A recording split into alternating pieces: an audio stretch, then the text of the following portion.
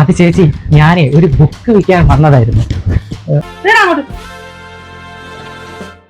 അയ്യോ മോനല്ല,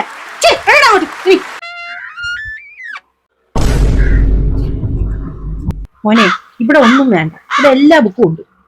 അയ്യോ ചേച്ചി അങ്ങനെ പറയില്ല ചേച്ചി. ചേച്ചി കണ്ടാലറിയാം ഒരു തറവാടിയാണ്.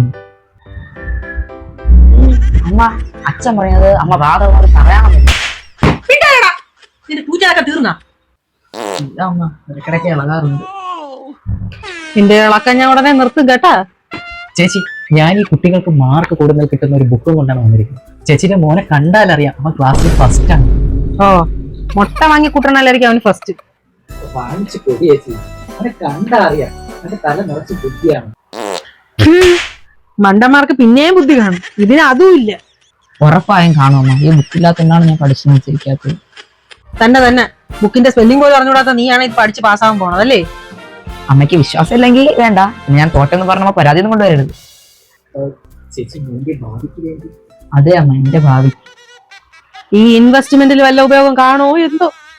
എന്നാലും അനിയ എത്രയാണ് ബുക്കിന്റെ വില? ചേച്ചി 1500 രൂപയുള്ളൂ. 1500?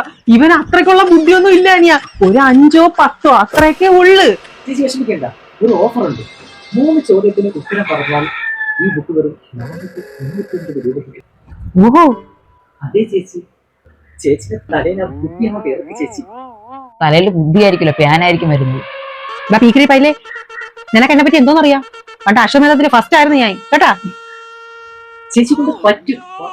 നിങ്ങൾ കാത്തിരുന്ന ആ 3 ചോദ്യത്തിന് ഉത്തരം പറയുമോ ഇല്ലയോ? വരുന്നു തൈക്കാട്ടിൽ മാളോ. Welcome to hot seat. പോയി വന്നു.